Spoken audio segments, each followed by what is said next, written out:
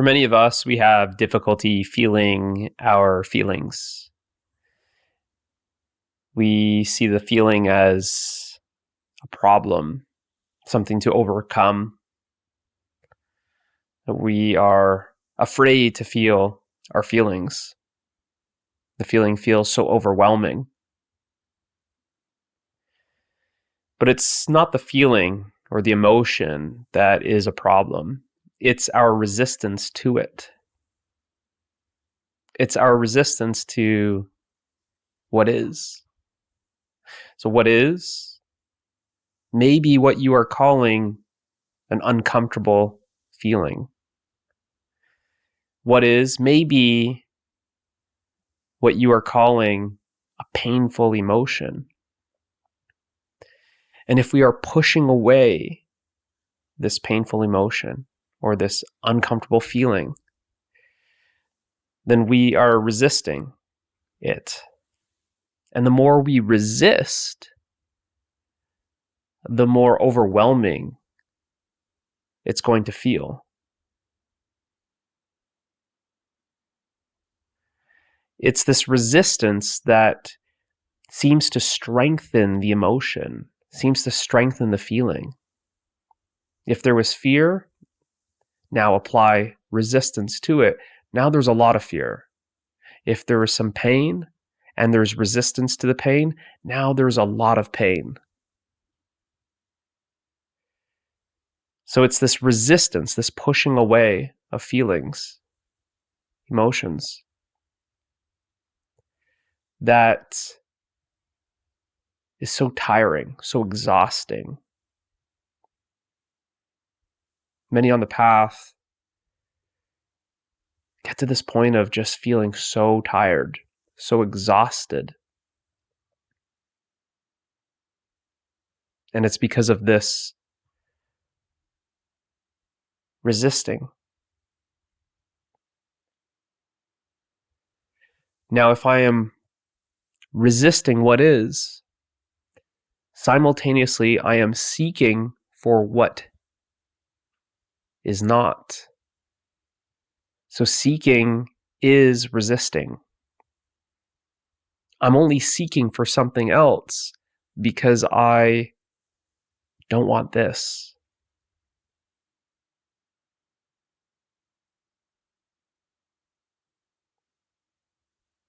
On the path, people get to this point of, I'm just so frustrated and tired and exhausted. Why can't I just feel better? I just want this to end. And you can hear it in these statements, this resistance. I just want to feel better, seeking. I just want this to end. I'm pushing it away.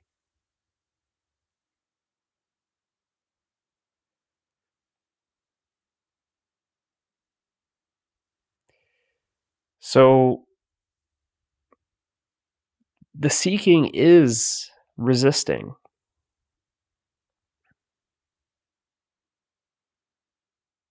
So instead of seeking enlightenment or self-realization or liberation, instead of that, why don't we just simply have a look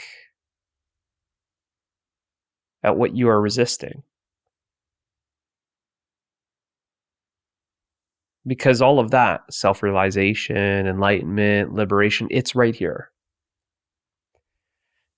The mind projects it to be in the future, like on this timeline. This is just the uncomfortable stuff. This is what I just need to, just get away from. This is what I need to get around.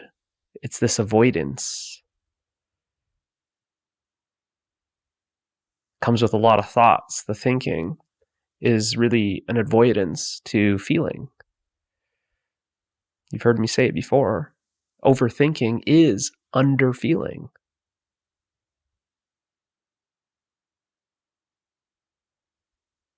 One who's feeling everything fully. They don't need to go seek enlightenment. They don't need to go seek liberation. They don't need to go seek self-realization. One is only seeking because one is resisting.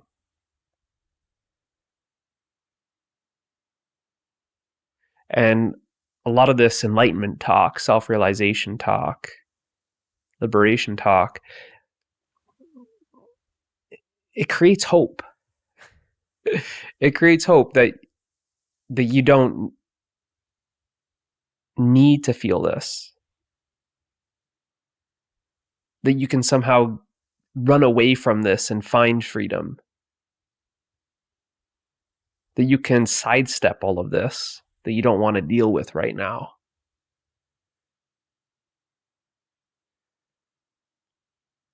See, the seeking activity is the ultimate procrastination. It's always like, I'll just deal with this later. Or, hopefully I can meet some teacher that's going to tell me I don't need to deal with this. Wouldn't that be nice to not feel my feelings?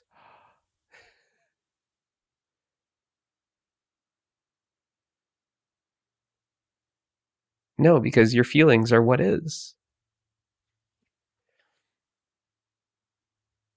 Your feelings are part of life. You're trying to exclude a part of life. Realization is that you are life. How are you going to realize that as long as you are excluding parts of it? It's not possible.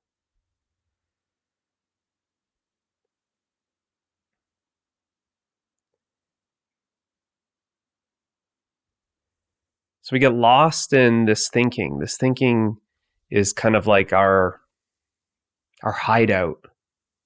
We don't want to come out of hiding. We don't want to come out of thinking. Why? Well, because there's those scary feelings.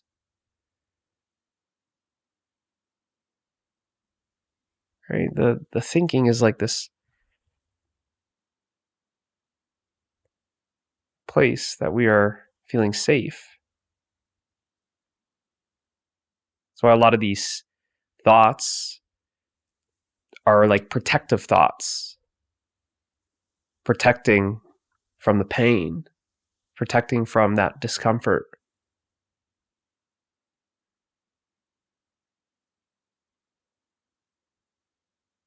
The thoughts always kind of appear to be, yeah, you don't need to feel that right now. No, it's not that bad. They always seem to be like on your side. That seems to be in favor of not feeling.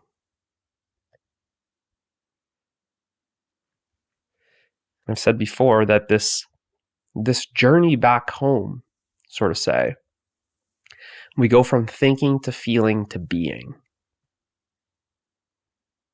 And if all you know is the thoughts, the thinking, then you can see on your way home, you have to go through the feelings to get home. There's no way around it.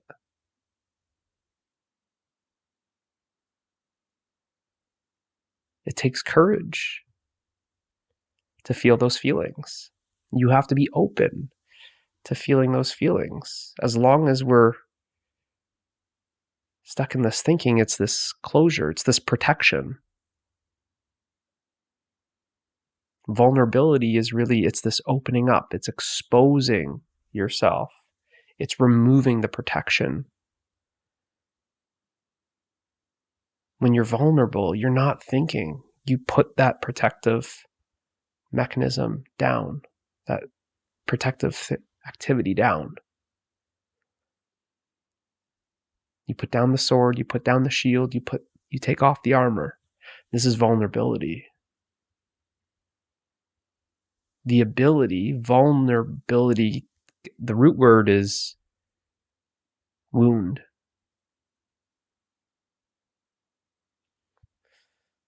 Vulner, I don't know. You can look it up. Wound. But it's really your ability to be wounded, which is another way of saying your ability to be exposed. Your ability to be open. Your ability to be unprotected. Now, what you are, right? Here we are thinking, feeling, being. Our being is completely vulnerable. It is the ultimate vulnerability. It's wide open. It's unprotected.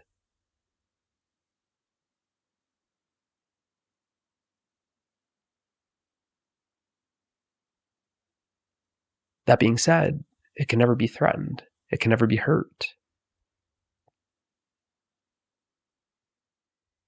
So you see that this journey back really feels like coming from this closure to then opening, wide open. It's really the attention that's coming back to home. Now, what you are is home. But the attention is lost in thought. So it moves from thoughts to feelings to being.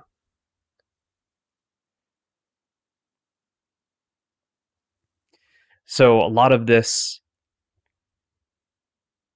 repressed emotions, suppressed emotions, stuff that we are consciously pushing down, suppressed emotions, and stuff that we are unconsciously pushing down, which is repressed emotions. This is what creates a very chaotic mind, a very compulsive mind, thinking. It just feels like uncontrollable, unstoppable, compulsive.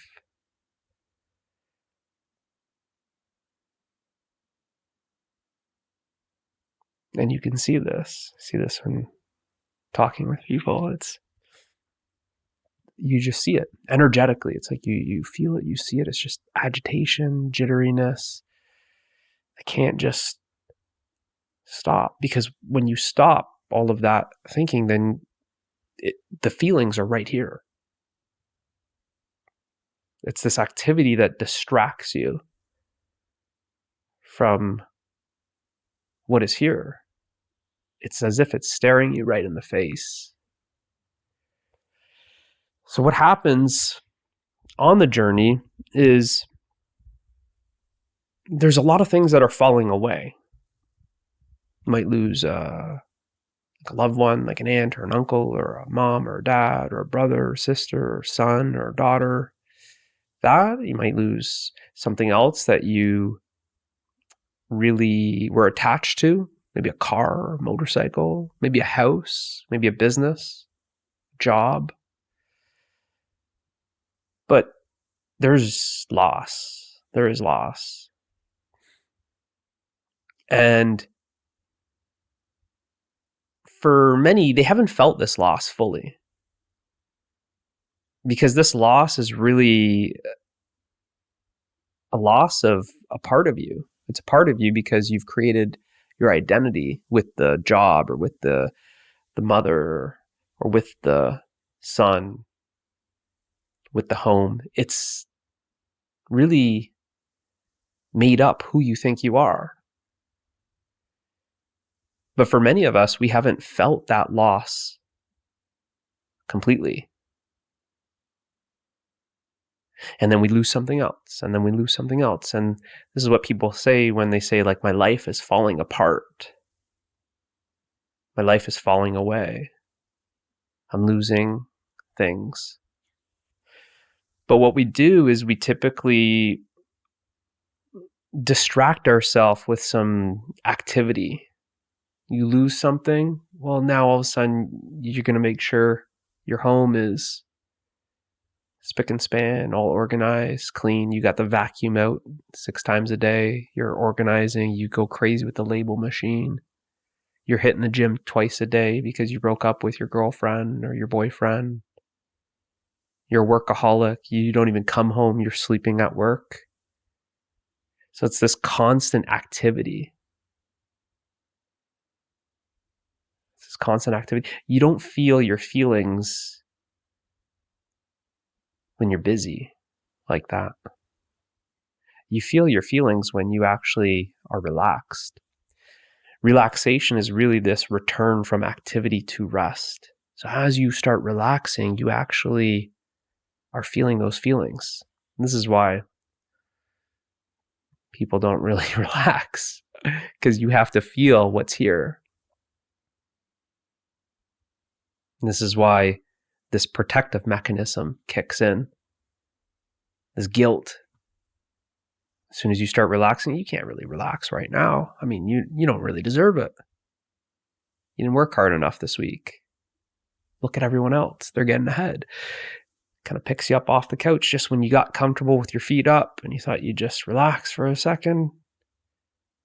5 minutes in and you're back to being busy. You go on vacation, you go and relax. Just as soon as it starts feeling good, you need to do something. So it's this constant pull back into that doing. But unconsciously, you're not even aware of it. But really what's happening is that there's these feelings that as soon as you start relaxing, the attention is no longer exclusively going to thoughts, but now it relaxes. There's an opening, there's a withdrawing. It's relaxing. And now you're starting to hit these feelings. You're starting to approach these feelings on this metaphorical journey back home. So this is why relaxation is very much emphasized in these videos.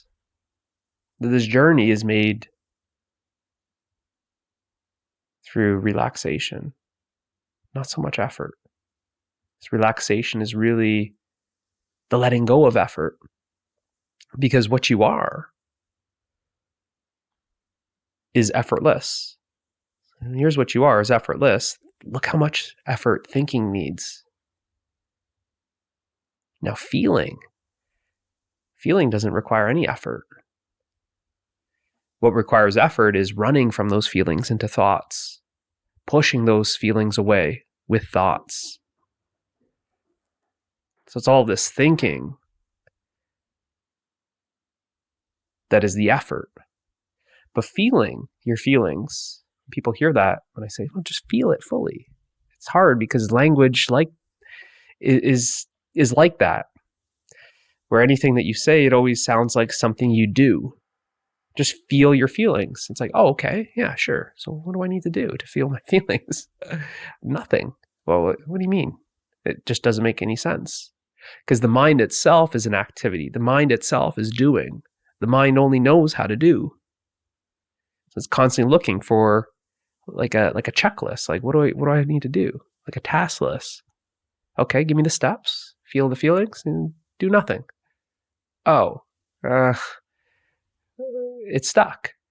What do you mean? But that's the reality of it, is feeling your feelings is actually effortless. It's the effort that prevents you from feeling your feelings. It takes effort to run from your feelings, and it takes effort to push away your feelings. So on this journey back home, you're going from effort to effortless. You're going from doing to being. So it's when you are not pushing away those feelings. It's when you're not running. So it's actually, if you want to say something about feelings, it's the cessation of pushing away the feelings. It's the cessation of running. So you stop pushing, you stop running. And those things are not something that you do. See, to run is what you're doing. To push is what you're doing. So stop pushing, stop running, and here you are with the feelings. You then just simply be with those feelings. Not trying to change them, not giving them some sort of timeline. You can only be here for 10 minutes, then you got to go. You're kicking them out after a certain time. You're not rushing them. Hurry on. You're not selecting. Well, you can come in, but you can't. You're not being the bouncer of these feelings. No discrimination, no judging. So it's all the things that you're not doing. All the things that you're doing, you stop doing that. And then you notice that you're just simply being with what is. And what is, for a lot of people, are these repressed and suppressed emotions. They kind of feel like they've been piling up. They've been piling up because you haven't been feeling them fully. Now, emotions, they naturally come and go, right? Emotions, energy and motions. The energy and motions, they flow. They just flow. But what's holding up that flow is actually your resistance to the flow. So the thinking is more like a beaver dam to these emotions. That's like a river. They just want to flow. See, even when we think about feeling our feelings, people often say, yeah, I've been working on this letting go. I'm just trying to let it go. Let it go. Just trying to let it go. How long have you been trying to let it go for? 3 years. It's not working then. So try this. Instead of let it go, switch it. Let it flow. Because letting go implies that you are holding on to something. What are you holding on to? Let it flow. There's not even you. There's not even you. There's just the flow. And that's the experience of emotions when you're feeling it fully. There's not even a separate you that's feeling the emotion. There's no emotion and something else. There's actually just the emotion. There's just the emotion. There's just the flow of energy and motion. There's just the flow of energy. There's no beaver dam. There's just the river. So by relaxing, you relax into these feelings. You relax into these feelings. You look at someone who's very overwhelmed by thinking and resistant to feeling. They don't know how to relax. They don't relax. They're always on the go, right? Another way to say that is you're always on the run. You're running. They can't sit still, because as soon as you sit still, well, now you have to feel everything that you've been running from. So courage actually starts with stopping. You stop running and already you're courageous. When someone's fighting their emotions, that's like pushing their emotions. We're always fighting. It's more courageous to stop fighting than it is to fight. Right? Like I said, vulnerability. You're putting down the sword, putting down the shield, taking off the armor. It's more courageous to be vulnerable than it is to go to war with your feelings. And when we are so exhausted and tired from fighting with our feelings, then you just get to this point where you have totally exhausted yourself. There's just no fight in you. And all of this mind activity just comes to a rest, and then you start feeling what's here. So you start actually feeling those feelings. Then you start seeing this path, like I'm helping you visualize, is from thinking to then feeling to then being. Right? So when there's no resistance to the feeling, when there's no resistance to this moment, then you are just simply being.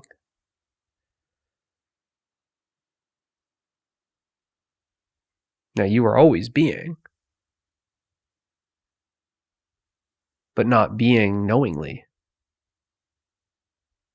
Because all you know is the thoughts.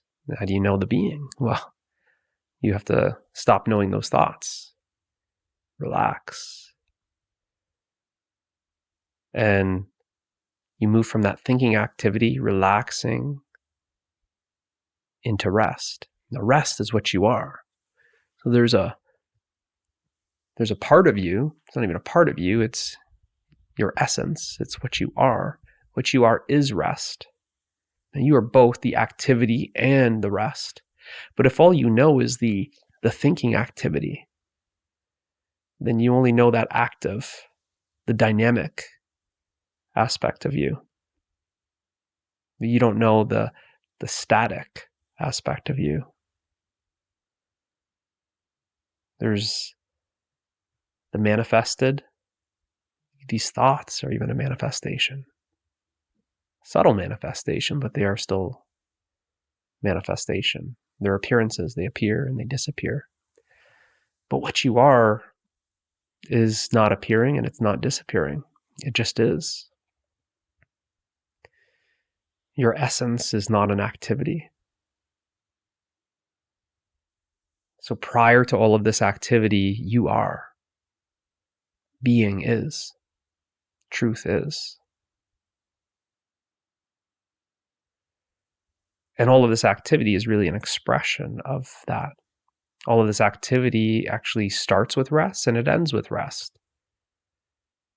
So when that activity relaxes and comes to rest, another way of saying that, when that activity comes to an end, well, the end is actually you. You are the start and the end of that activity. The activity has a start and an end, but you, in your essence, you have no start, you have no end. That which has no start, has no end, is eternal.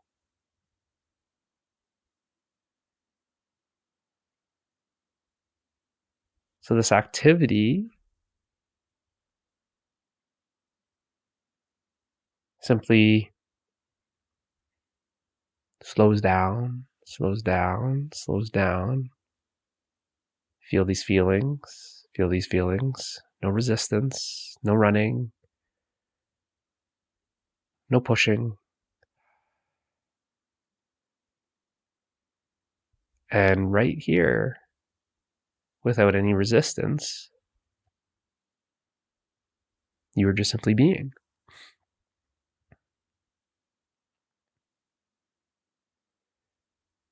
And the experience of being, the experience of being yourself, is happiness. It is love. It is peace. It is freedom. And you are that right now. In this moment, you are. And it's undeniable because you confirm it for yourself. You are. But then you might say, but I don't feel that happiness. I don't feel that love. I don't feel that peace. I don't feel that freedom. That's not my experience. No, because your experience is the objective thoughts. But what you are is the subject. It's the subject that is attending those thoughts. The thoughts are objects. You, the being, the subject, are attending those thoughts, those objects. And that's all you know, because that's all you are attending to. Then you see this attention relaxes, comes back. Oh, there's some feelings. These two are objective. Attending that. Oh, okay. Relax even more. And now the attention is not discriminating. It's not selective. It's not going here. It's not going there. It's not giving priority to anything. The attention is undifferentiated.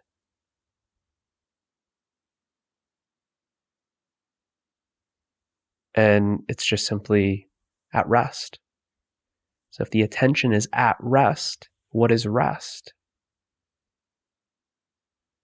Well, it's you. It's you that knows the attention's at rest. The attention is at yourself.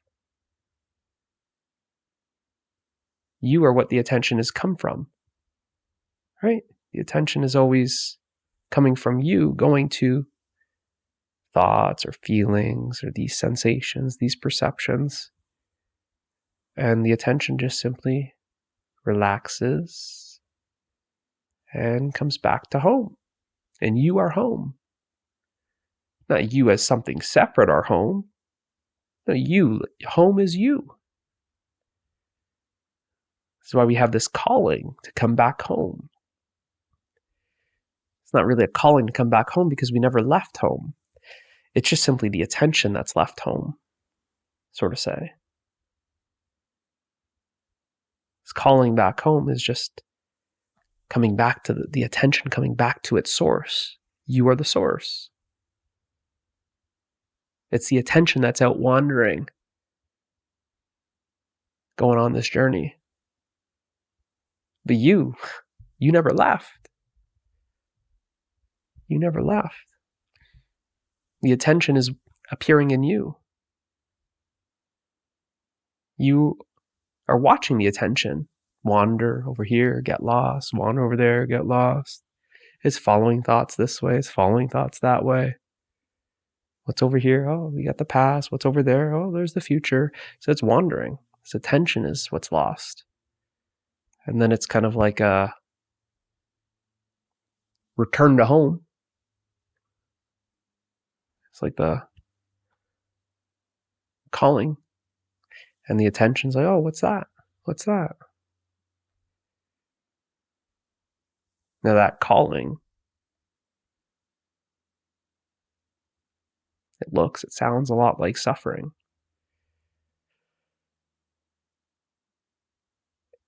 It's what gets the attention. So going outward, this experience, that person, these objects, it gets the attention to attend that suffering, to almost in a way turn around, even though it doesn't turn around, but it feels like that, turns around. It doesn't really turn around, it just simply comes back, it retreats.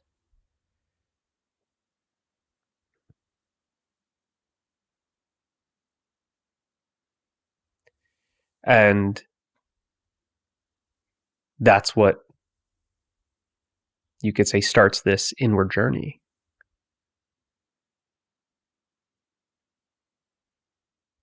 So because a lot of these feelings are repressed, you won't be knowing, you won't be like, yeah, you know what, I'm probably not feeling my feelings. No, the thoughts will always protect you in the sense of, I'm pretty good at feeling my feelings. That's not me. He's talking about somebody else. That's what the thoughts will do because they're unconsciously pushed down, pushed away. They're unconsciously resisted. Right? The suppression and repression is resistance. It's either conscious resistance or unconscious resistance. So for a lot of people, it's unconsciously resisting their feelings. So that won't be a good sign. It won't be like, oh yeah, I think I have some feelings that I haven't felt in a long time. No, what's a better sign is actually if you're noticing how compulsive the thinking is. If you're noticing that the mind is very chaotic and crazy and busy and agitated and always on a run. See, that's something that you will be aware of. So let that be the sign that there is a lot of repressed and suppressed feelings.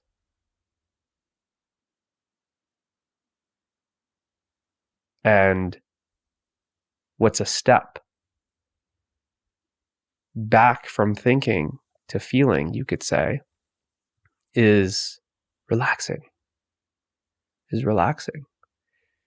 Because it's the last thing that you would think of. Because the mind is always looking to do something.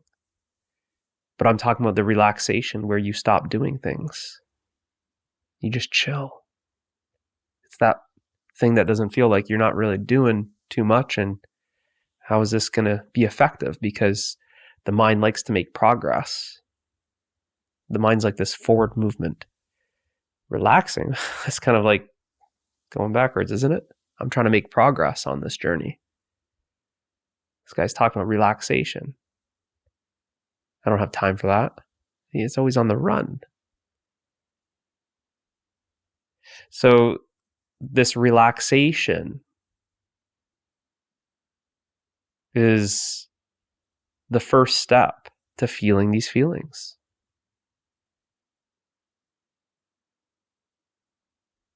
By relaxing, you relax into these feelings. Because you're so used to the thinking, it feels very much like you're like a head that's walking around. A head that's walking around without a body. The attention is very much, feels like it's up here, and it doesn't feel like it's grounded. People don't even feel that groundedness, that connection down, that feeling centered, that feeling of being embodied, sort of say. No, they always say it all the time. I'm get it on like a daily basis. People saying this type of stuff. Oh, I'm in my head again. I'm always in my head. People are never saying I'm in my body. They're always saying I'm in my head.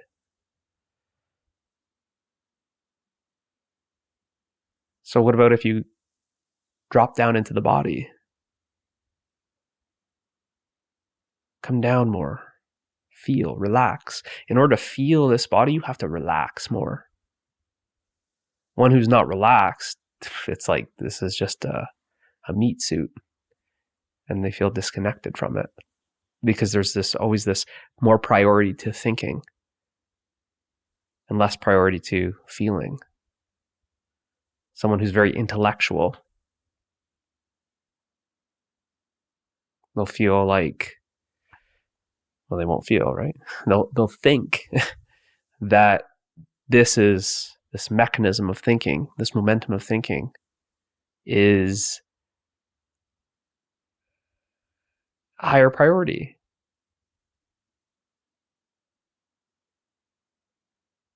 But one who's relaxing, you relax into this body. Start feeling it. And it's with that relaxation that you actually start experiencing a higher intelligence beyond the mind. You start experiencing intuition that you know beyond logic. This process of thinking as fast as you think it is, there's something that's faster. It's not even faster because it's instantaneous. There's an instantaneous knowing that you don't even need that processing. You know things when you need to know them, immediately, instantly. Now that's this, when you relax, you're relaxing into that feeling. You're relaxing a little bit beyond that feeling. You're feeling, you have to feel your intuition. You don't think about your intuition. Right? It's this feeling, this relaxation. You're feeling it. So you start tapping into, this is turning out to be a really long video. You start tapping into this intuition, this knowing. I just know it. I just know it. You start tapping into the depths of yourself by relaxing. The mind is always going to want to pull you out. You can't relax. You got to go do this. It wants to pull that attention. And that's kind of the experience when you're just getting used to this relaxing. Feels good when you're relaxing. Something new. Feels more open, more spacious, loose, right? Relax. It's like return to lax. Lax is like loose. Return to this looseness. You hear this when people even speak. What are they trying to do on a Friday night or on the weekend? This weekend, I just want to unwind. I want to come home from work and I want to unwind. You want to unwind because you feel tight. I want to go to the bar and I want to just, let loose.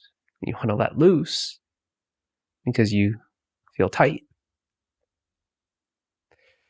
So it's all of these kind of sayings, actually, that come from the truth of how we feel. but we're really unconscious to this feeling of feeling tight, feeling all wound up.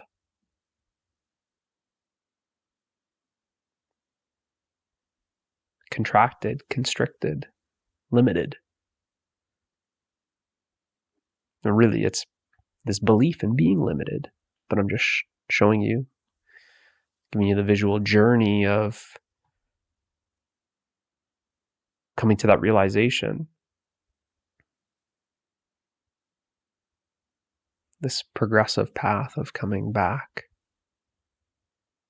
Attention just withdraws from thoughts, feels these feelings, withdraws from feelings, comes back, withdraws from any of the sensations, perceptions, comes back even more, comes back to the point where it can't come back anymore. It's resting as the source. Now this source, this, is this limited? Is this separate? Is this wound up? Is this tight? Is this constricted? Is this tense? Is this active? Is this tired? Is this exhausted? No. You're coming back to the truth of what you are.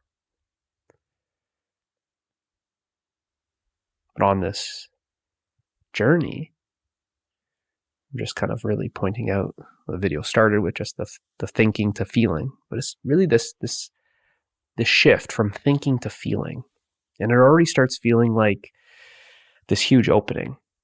Like life, it's more of a deeper experience of life, because now you're not just thinking about life, you're feeling life. You're feeling it. People want to, they say that they want to feel alive. That's why people do things like skydive and rock climb, and they want that adrenaline rush. They want to feel alive. And you can't feel alive when you're only knowing thinking. You can think that you're alive, and that's about that. But you won't feel alive. You'll always feel like you're kind of dead. You'll feel like more of like a walking zombie kind of thing. Like you're just in your head and you just won't feel. Like the experience of feeling is very much like, relatively speaking, it's like this head down experience, like from below the head. That's where you feel. Above the head, or above the head, this is where you think. So if all you know is this, then it's like you don't have this feeling. You can't feel. I used to work with people in like a gym setting, being like a kinesiologist, personal trainer, and used to work with clients that, very successful, own businesses. They had, good chunk of disposable income that they could pay to get trained and look after their body. But it was like they were so disconnected from their body. So many years of just thinking, success driven, that they were so out of touch with their body. You could be touching someone on their back, or, hey, can you feel this muscle? Or can you feel that? You're poking. And it's like they can't feel it. It was like their whole body was like numb. I said, well, then what are you feeling then if you can't feel this? And a lot of times the response would be, oh, sorry, I was just thinking about what I got to do when I get back to the office. It's not being present. Not present to the body, right? But you're present to thinking, but the thinking is in the future. So it's this pull, this forward momentum pulling you into the future, pulling you into this daydreaming. We're not actually connected to what is happening right now. Right now, someone's poking into your back or your shoulder, your butt or your legs, saying, can you feel this? Activate this. Can you feel this? And you're not feeling that because you're thinking about something else. And this is when I started seeing, I felt very connected to the body. But this is not everyone, though. A lot of people, they're just very much this this walking head, this walking head. So I started seeing that early. I started seeing how it's about relaxing. It's relaxing. I see that even when I was working with people, that was really what was happening. I was saying, just relax, just relax. Don't overthink this. Just relax, feel this. And something that was very useful was actually more of like that tactile, that kinesthetic, just really just hands-on, really just touching their body, making them feel that sensation. Right? So this is what really helps relax, as well as just the sensation, this kinesthetic, getting into a bath or putting your feet in, grass or just anything that's very like tactile, or I don't even know if that's the word, like texture, sensational, helps really pull that attention from like up here in the head to down here in the body. It really helps, because the attention just wants to wander up here, and you're just pulling it down into the body, bringing the attention into the body. Now, when the attention's into the body, well, guess what's not here? When the attention's in the body, guess what's not here? Well, there's no story. See, the story is up here. By pulling that attention down into the body, doing sensational activities, or not really much activities, like laying in or sitting in the bath, or laying in a field, grass, feeling the warmth of the sun, sitting at the beach, feeling your feet in the sand. Yes, it's an activity, but it's more of this activity to, you can say, promote relaxation, to allow this relaxation to occur. It really pulls that attention down. And now that attention is down, now there's just the raw sensations. There's no story. There's no story about the feelings. There's just the sensations, so that you're able to feel it fully. You're not thinking about the feeling. You're feeling the feeling. You're feeling the feeling. And by pulling down that attention, anchoring it into the body, you're really pulling yourself out of that story. Well, you're not pulling yourself out of the story. You're pulling the attention out of the story. So now the attention's not getting lost in the story. It's not getting trapped in the story. You're able to feel what's here. Because then you can relax. You can't relax as long as that story's going. You relax when there's no story happening. So by getting that attention back into the body, not only are you going to feel more grounded, but you're going to feel relaxed. You're going to feel relaxed. You're going to feel grounded. You're going to start feeling your feelings, and you're going to start feeling what feels like you're feeling life more. There's more of this openness, this expansion to really feel alive. And you can start feeling this energy that's just pouring through the body. That's the same energy that's in everything. And by feeling that energy, you're starting to feel connected with everything, because this energy is actually the same energy that everything is made of. It's not like there's a separate energy in this body and there's a separate energy in that body. No, the same energy. This is universal energy. There's only one energy, right? Call it energy, call it life. The same life that's in this body is the same life that's in that body. Same life that's in this body is the same life that's in the trees, in the grass. It's all life, right? So by feeling that life, feeling that energy, you start feeling this connection to everything. You feel alive, you feel connected to life. And then we go one step further. You don't want to think about life. You don't want to feel life. You want to be life. And you are home when you realize that you are life and there's only life. So there's your progressive path back to what you already are. Hopefully this helps. See you in the next one.